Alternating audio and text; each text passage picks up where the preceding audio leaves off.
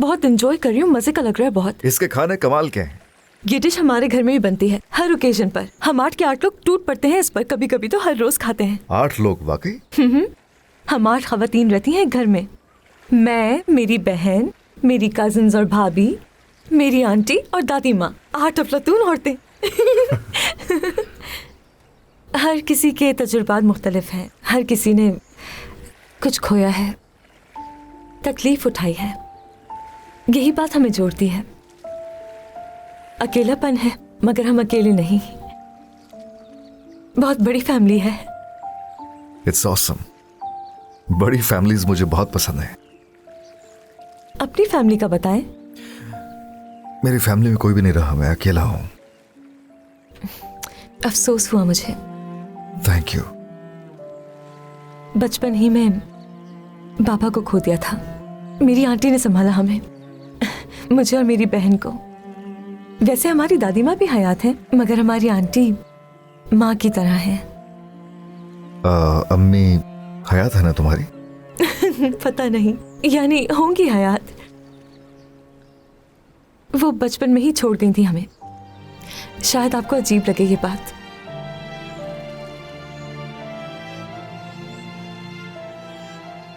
तो बताएंगे नहीं किसकी याद आई थी मेरी कहानी से?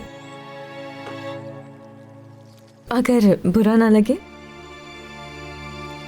नो, ऐसा नहीं है। बुरा क्यों लगेगा? कहानी सुना सकता हूँ। वैसे सुन के बताना जरूर कि ये कहानी सुनाने लायक थी भी या नहीं। और ये भी हो सकता है कि कहानी सुनने के बाद तुम्हें दुनिया घूमने की जरूरत ही ना पड़े।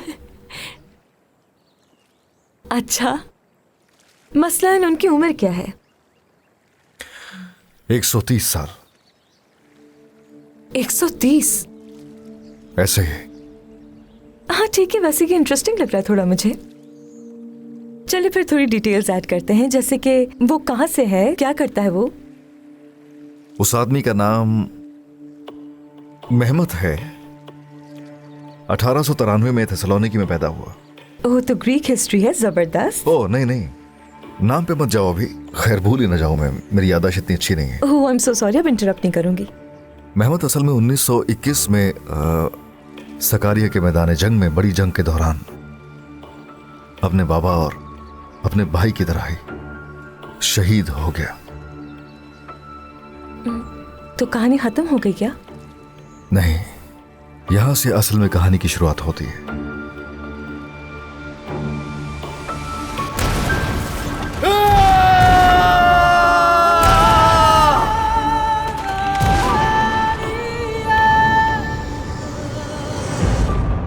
मेहमत को गोली लगने के बाद एक बहुत बड़ा मौजज़ा हुआ। उसे दफनाने से ठीक पहले उसने अपनी आंखें खोल दी,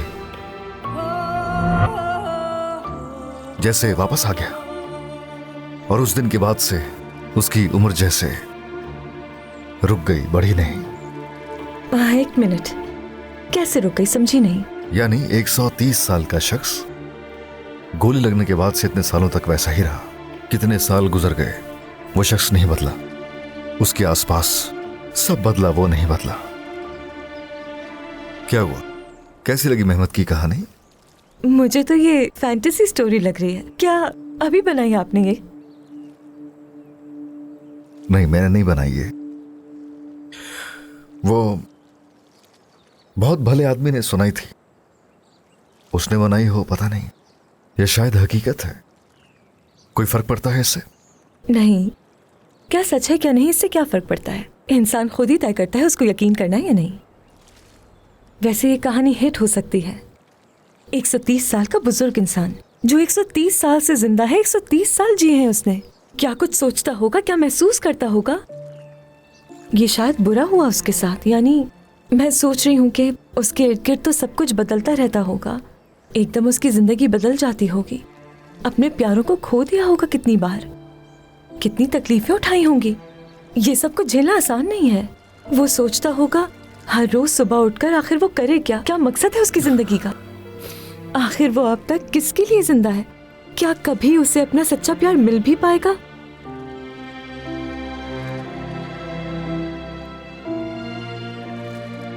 उसने तो हमारी आजादी भी देखी होगी। मुझे यकीन नहीं आ रहा, यानी क्या किया होगा उसने उस वक्त, कहाँ गया होगा वो?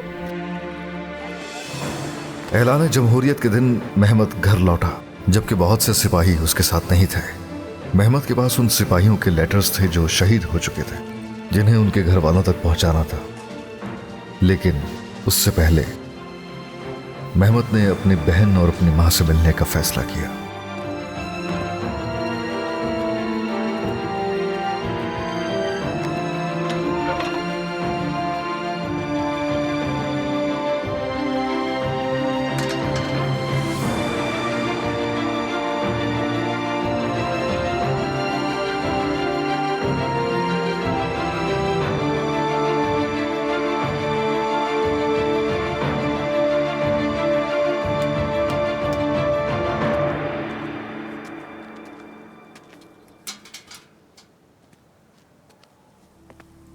जनाब,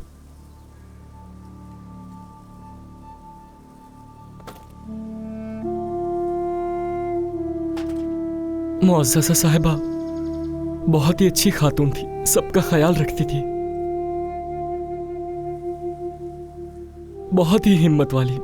ऐसी खातून मैंने कभी नहीं देखी। आखिरी दम तक उन्होंने हार नहीं मानी थी और मैं भी उनके लिए कुछ नहीं कर सका और उन जालिमों ने उन्हें बेदर्दी से मार दिया। आपकी बहन का भी बहुत अफसोस है। आपके लिए दुआ करते करते उसकी जबान सूख जाती थी। ये आपको देने के लिए कहा था उन्होंने। ये आपकी अमानत मेरे पास थी।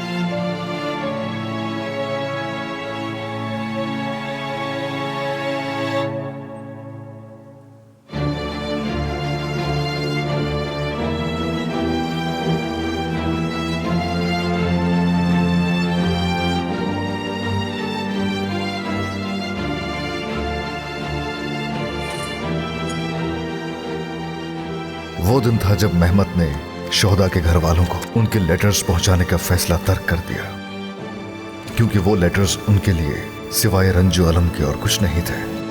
उसके अंदर शायद हिम्मत नहीं बची थी कि वो शोहदा के घर वालों की आंखों में आंसू देख सके। एक ही सवाल बार बार उसके जहन में आ रहा था कि वो खुद अभी तक जिंदा क्यों है, जैसे वो खुद को कसूरवार समझता था। यूं ही दिन गुजरते रहे। हर रात उसकी 2:28 पर आंख खुल जाती थी। जंग खत्म हो चुकी थी, लेकिन अभी तक उसके अंदर की जंग जारी थी। उसे एक मकसद की जरूरत थी, एक ऐसा मशगला जो उसे जिंदगी से जोड़े रखता। फिर 1 साल यूं ही गुजर गया और आखिरकार महमद को वो मंजिल मिल गई जिसकी वो तलाश में था। जब उसने खुद मुस्तफा कमाल पाशा के हाथों तमगाए इस्तकलाल हासिल किया तो पाशा ने उसे एक नया काम सौंप दिया। उन्होंने चाहा कि वो जर्मनी जाए, ज़राअत की तालीम हासिल करे और फिर वापस आए। आपने मुझ पे भरोसा किया, ये मेरे लिए बाइस इज्जत है।